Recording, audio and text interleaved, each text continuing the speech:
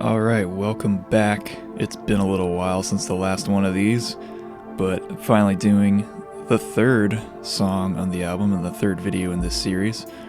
This track is called Empyrean, and I'll explain that a little later, as usual. This song is very slow, atmospheric, very simple in terms of structure, but has a lot of little things piling on and building up and interacting, and things drop out and come back in, and it's just kind of this slow motion going forward the whole time.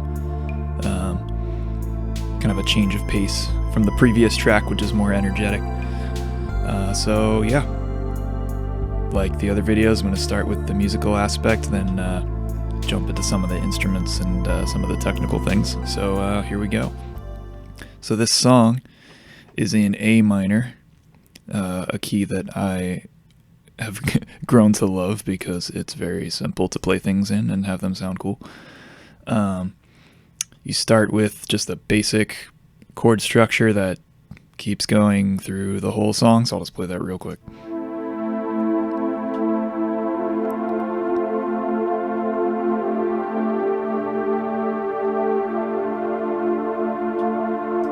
So yeah, that right there in the pad is just what kind of pushes the whole thing. And so the chords are just A minor, F, D suspended 4, and then D minor. What the D suspended 4 means is that, so usually in a triad, you have, from root, it being the 1 of the chord, you have 1, 3, 5. That's 1, 3, 5. That's a triad, and it's either major or minor. With a sus 4, you're suspending the third, that middle note of the triad, up to what would be the 4 if you're thinking in 1 through 7 of the tones that you can have. So something like that. The way I'm actually playing this is kind of this stretched out, where I've got A on the bottom, the D in the middle, G on top, and then when I go into the D minor, I just bring the G down to an F, to your normal D, F, A. And since, F is the third, D, F, A, that G is that suspended fourth in the suspended 4 chord. Simple enough. The way I'm playing these chords is I'm doing inversions so that A is always on the bottom of each chord. So A minor, F, still that A on the chord. I'm actually only moving one note, and now it's an F chord. Then I move 2 notes, keeping that A on the bottom. That's that D suspended 4, and then D minor, and then back down. So same bass through all the chords of that A. And scale degrees are 1, 6, F being the 6, then the D is the 4, but because you have that G in there, you kind of also hear the 7 scale degree. That's what kind of differentiates it, and then 4 with the D minor. And that just goes through the whole thing. When the bass comes in, it actually starts adding a little more texture to the chords right away, because, well, here, I'll just play it.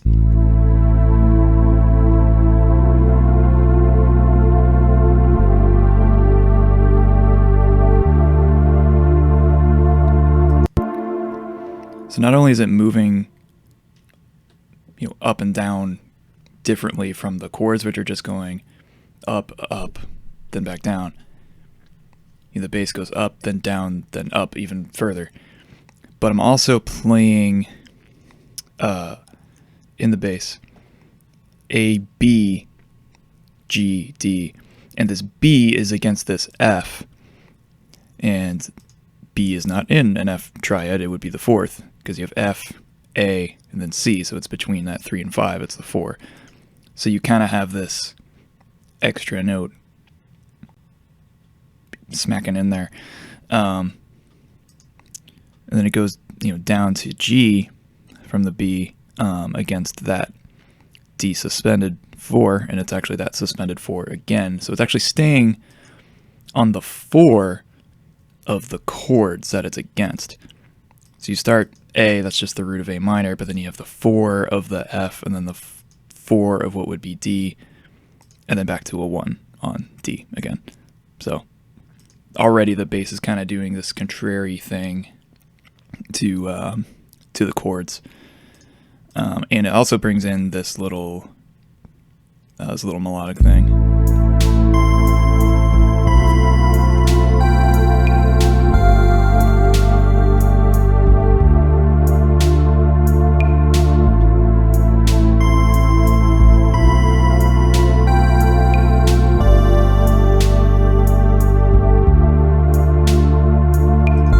What's interesting about that is this little melody is going to F, which would be in the D chord, but it's on that D suspended. So then you have the clash between the F and the G in there, and then the chord resolves to F, so now it's consonant. So again, these little clashes, these little sort of outside normal triad things come in and add texture. Then the next part that starts coming in would be this little, what I called a bell pad.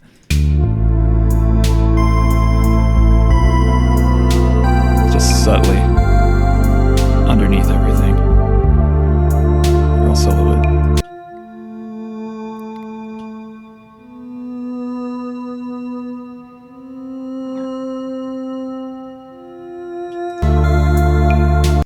So yeah, just another melodic element. This one is ascending against the different rhythm descending here. So again, you have contrary, simple things happening that, when put together, start adding complexity to the sound. Even though there's nothing crazy about these. It's just moving up stepwise and then a jump. Like, that's it. It's just going A, B, C, F. So it's kind of keeping with the bass for the first two notes, but then you get C against G on a D chord, like adding that 7 element, and then going to the F, going back to being consonant with the chord that's going on.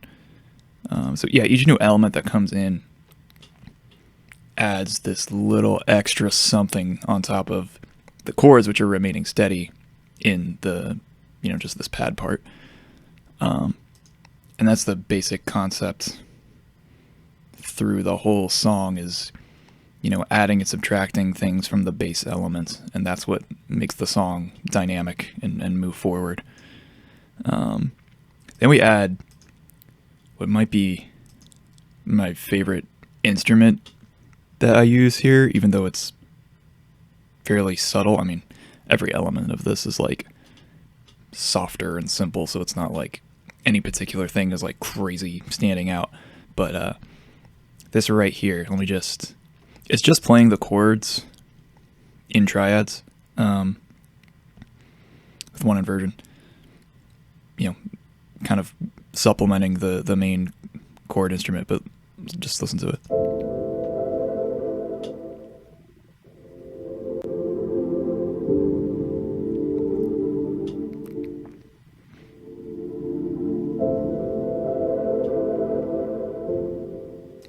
So yeah, it's like this initial kind of piano hit, and then the sound kind of swells back in and like is moving around, and it's just like adding all this cool texture and overtone in the back of everything else that's going on. But it also comes in when everything else is dropping out, or a lot of other things are dropping out. So it kind of highlights it, like, oh, here's a new idea, and you get to hear that. And then you have just this.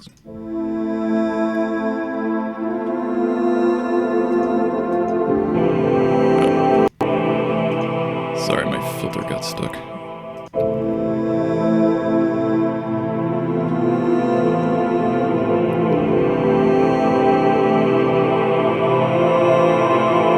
Just a big choir swell on the A minor there.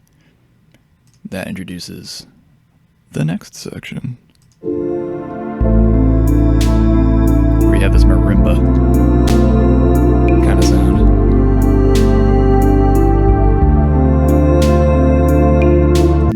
And this is basically just playing this little melody over and over. And then every fourth time does this.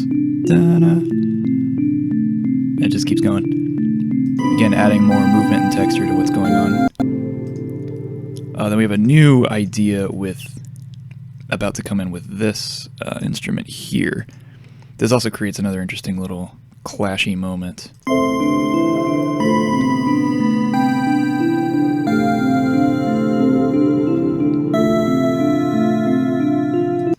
So you've got,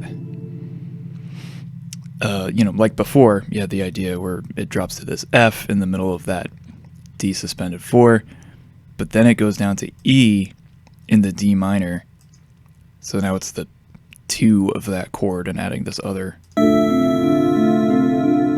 clashy sound. And that one doesn't even resolve, it just goes to the next chord, so it's just like, ooh, like, where did that come from? I don't know, like I talked about in the last song, I like stuff like that, where it's just this weird little, like, were you supposed to do that? Like, doesn't really, you wouldn't normally just put that in a chord. I don't know, unless you're playing jazz or something, I don't know. But, yeah, anyway.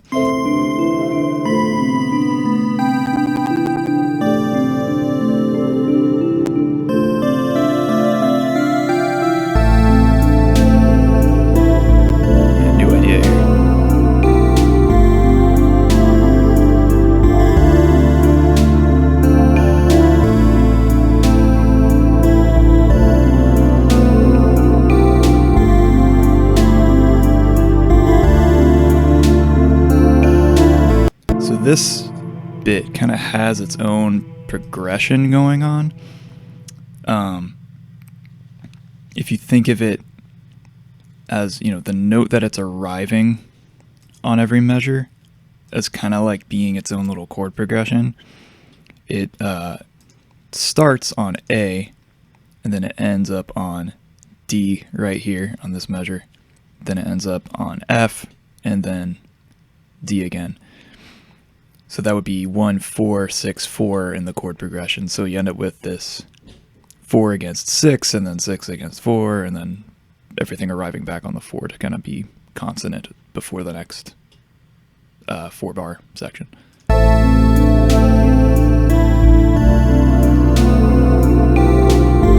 So again, you have these tensions and resolutions going on with new elements. The marimba's still going.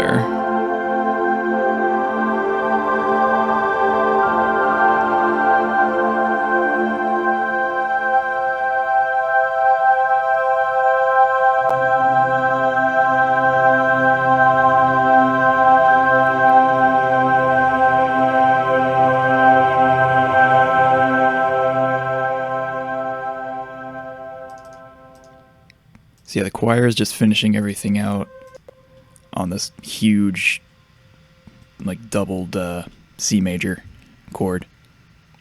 You know, C major, of course, being the relative major of A minor. So it would be the 3 of the A minor scale, but it also, because it's just by itself, it almost feels like a key change to major right at the end, which just caps everything off and sends you on your way. So yeah, the whole song's basically building up to that ending when all the elements come together, and then there's this one like different idea that hasn't happened in the rest of the song, and that ends it out. So, you know, compositionally, very simple. It's just, you know, choosing what elements to add when to take them out, bring stuff back in. You know, you have like the little gaps where the main chords aren't playing anymore. Now it's the supplementary stuff, and you know, just a little decision making like that, deciding how you like it to sound. So the name of the song, Empyrean. I'm not sure where along the process of making this song that I actually came up with the name, but at some point, this song, the way it was building up, maybe kind of think of like ascending in some way, you know, towards the sky or towards heaven, and it made me think of Paradiso, the third book in Dante's Divine Comedy. And there's this moment where Beatrice, who is, you know, Dante's love and sort of muse, is leading him up the mountain of heaven, and they reach basically like right almost to the very end of heaven. They're getting to the top of the mountain, and it's like right before like the very, you know, center of heaven where God is. And there's all these, you know, angels everywhere, and, you know, and I remembered that scene vividly in my mind. And so I had to be like, what is that area called? Because everything has like a name and kind of a station in this this like stratified vision of heaven that Dante has. And I looked it up, and it's called the Empyrean. And this is actually an illustration. This is a colorized illustration of that. Made for the an edition of the book, and you can see, you know, there's all these angels spiraling in towards the light at the center, and there's Beatrice and Dante, and so yeah, that's where the name comes from. It's my literary geek coming through. So yeah, that's all there is to that. Moving on to some of the technical stuff, it's mostly just, you know, presets and stuff that I tweaked, you know, using this choir instrument that I like, using a pad from the Spitfire Labs library, pretty simple drum pattern. I mean, it's just pretty much the same thing the whole time.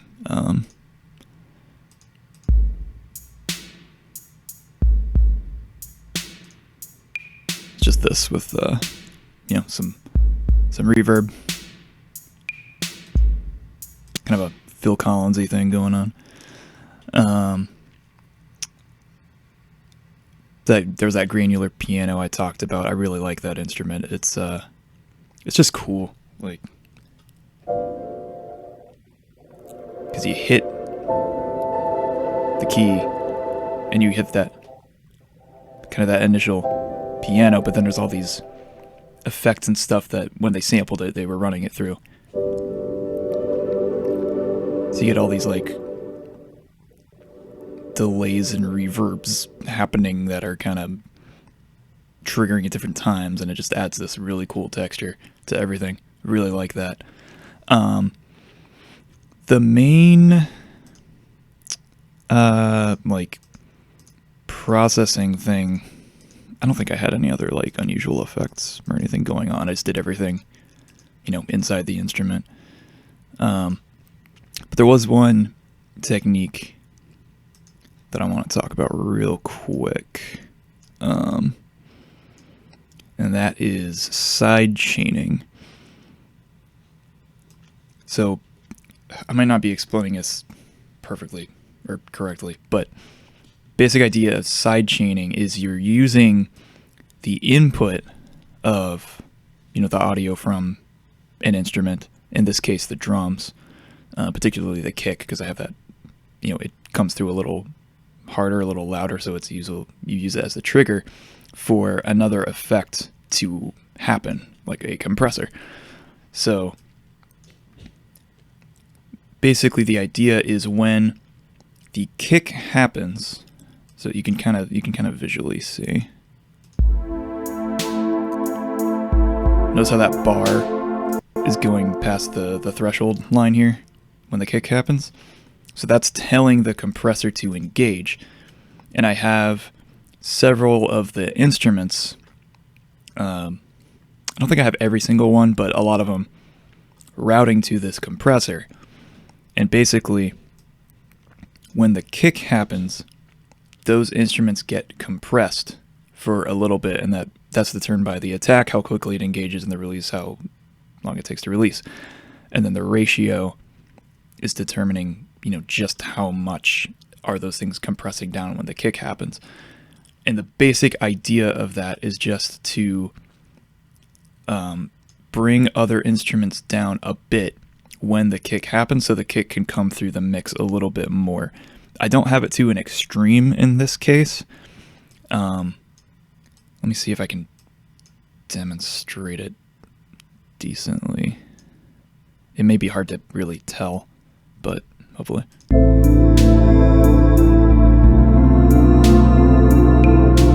You can actually see right here, that's showing how much is being reduced when the kick is engaging. You can kind of hear like a pulse, almost. You hear the kick, but you hear this little pulse in the other instruments where they're dipping and coming back up just a bit. And that's kind of what I was going for. I didn't want the kick to be like booming and punching through a lot, but you just kind of feel this boom, these bumps that are kind of like dipping into the music a little bit. And that keeps, the idea of the beat going, lets you hear the drum, because without this,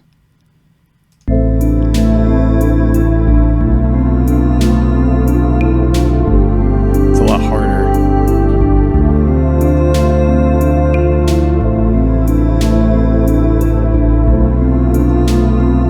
It's pretty subtle. You may not have heard the difference, but it brings the kick through a little more.